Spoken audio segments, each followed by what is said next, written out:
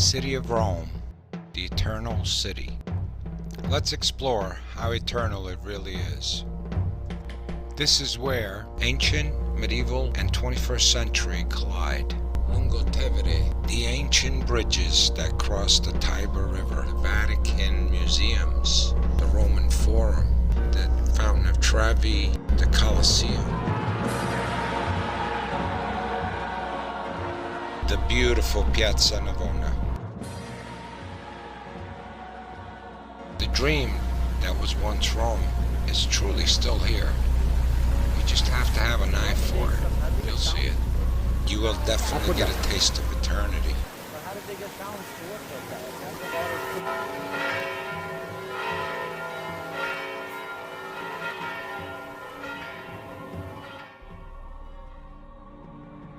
St. Peter's Basilica in the Vatican City, the center of the Catholic world,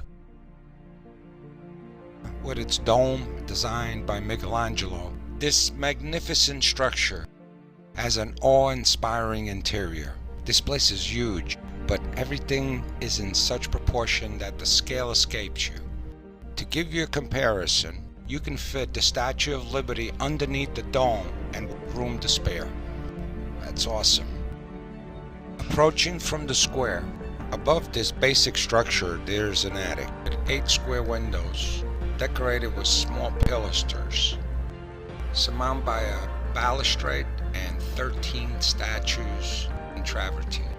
These statues represent Christ the Redeemer on the center, 19 feet high, St. John the Baptist and 11 apostles, including St. Matthias for witnessing the resurrection. The structure you see today isn't the original Basilica of St. Peter. It's actually number 2. The original church was built in the 4th century by Emperor Constantine, the first Christian Roman emperor, on the spot where St. Peter was thought to be buried. By the early Renaissance, the ancient church was in serious disrepair.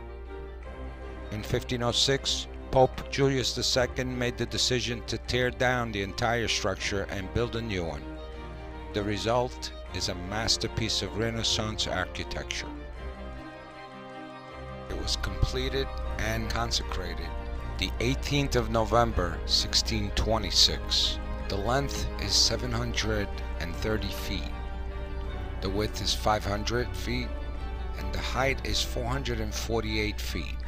The dome outer diameter is 137.7 feet, and the inner is 136.1 feet.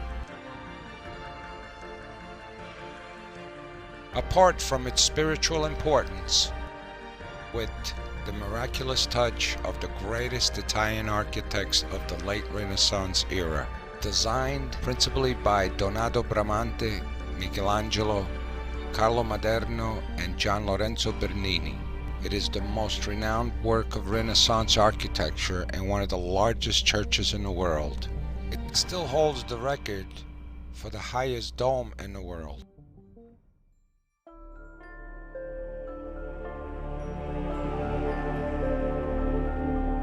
We enter the portico through the main entrance.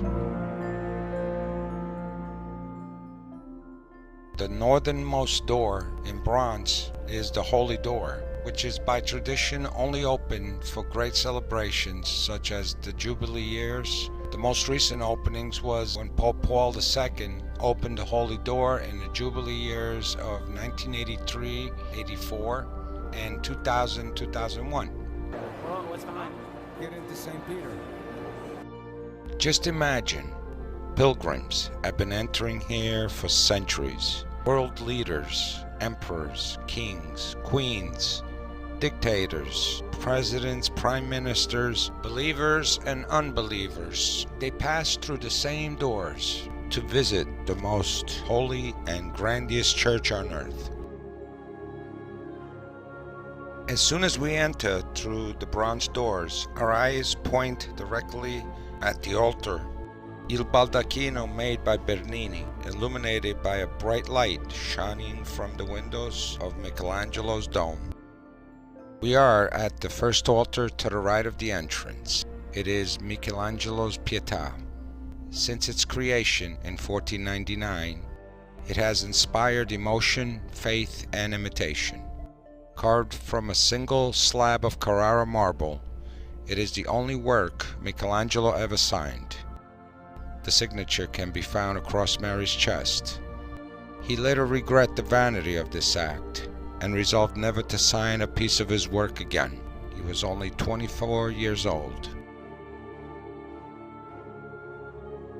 In the right front corner of the nave is the bronze statue of St. Peter, enthroned. It is robed and crowned, and on its outstretched foot, its right toes are worn down by centuries of pilgrims who traditionally touch the foot. And now the chapel of the baptistry.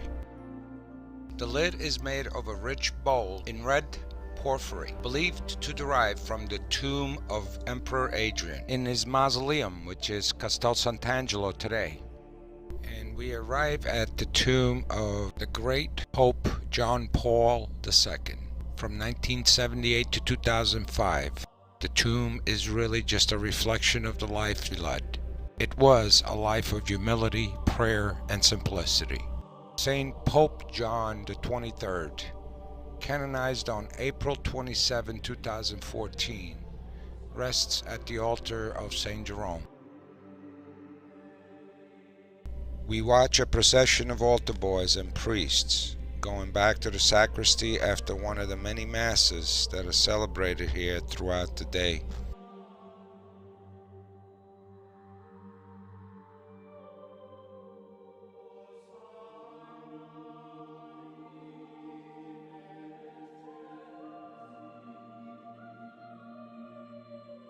Most of the spectacular works of art that look like paintings are really mosaics, made of tiny tiles, each about the size of a fingernail. Mosaics were chosen over paintings to decorate the basilica so that they wouldn't be vulnerable to the ravages of time, smoke, and humidity.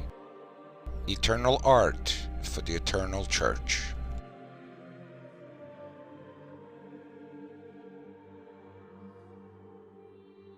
Stand under the 96-foot-high altar canopy, the baldacchino, with its twisting columns cast by Bernini in 1524 using the bronze extracted from the Pantheon.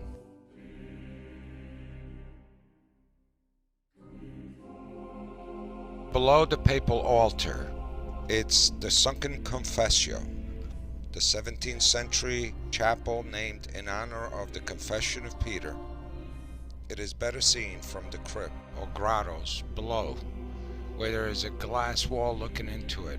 Although the baldacchino and the papal altar stand over Peter's tomb, the tomb itself cannot be seen either from here or in the crypt. Peter's tomb is on the other side of the niche at the back of the Confessio, and it can only be seen in a special Scavi tour of the ancient necropolis. Many people do not know, but this is built on top of an old Roman cemetery. Behind the altar, against the back wall, there is a massive confessionary of gold and bronze in filtered sunlight with the symbol of the Holy Spirit coming through, called the Cathedra Petri, the throne of Peter. Within the four piers supporting the dome are the statues associated with the basilica's primary holy relics. Saint Helena holding the true cross. Saint Longinus was the Roman centurion who pierced the side of Christ to the lance. He is said to have converted after experiencing the darkness after Christ's death. The southeast pier, St. Andrew, with his trademark diagonal cross upon which he was martyred. The relic is Andrew's head, which was returned to the Greek Orthodox Church in 1964. Saint Veronica. This one's my favorite for some reason. She was the poor pious woman who Jesus cured and who met him again on the road to Calgary, where she wiped his face when he fell under the weight of the cross. Miraculously, he left the image of his face on the cloth. The Crusaders brought back a veil of Veronica to Rome from Jerusalem. It was highly venerated, especially during the Middle Ages, and it was mentioned by Dante in the Divina Commedia.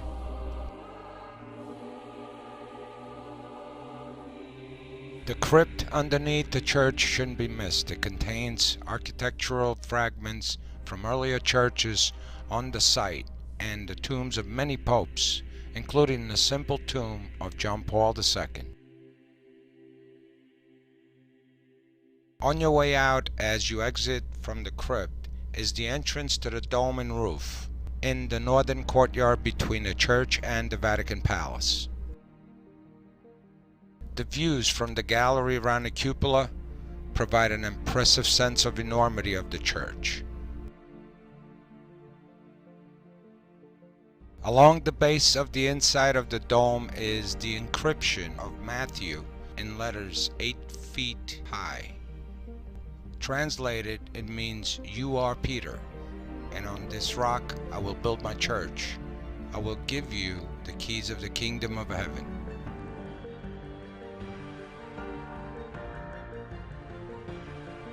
Near the top of the dome is another smaller circular inscription. Translated, it means, "To the glory of St. Peter, Sixtus V, Pope in the year 1590 and the 5th year of his pontificate."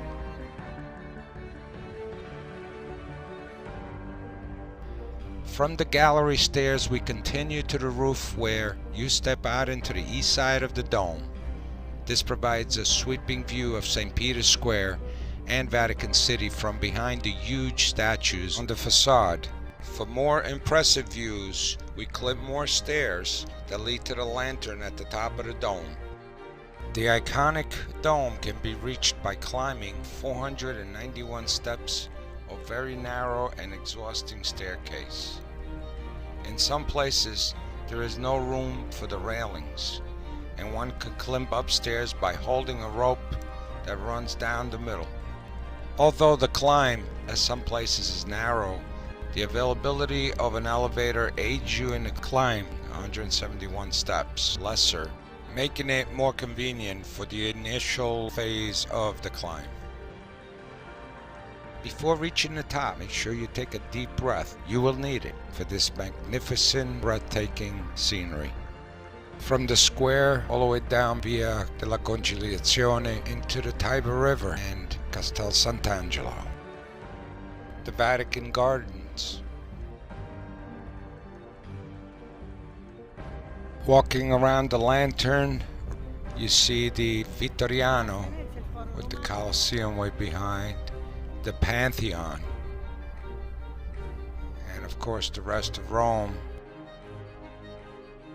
We descend from the lantern and we plan the rest of the day going to the Vatican museums. This has been an amazing pilgrimage for my son and I. Meeting relatives that day made it even more exciting and special.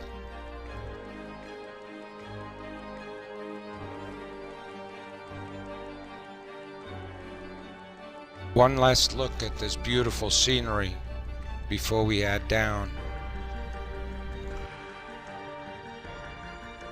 It's hard to believe they raised all these materials, including statues, with just wooden cranes and plain old labor.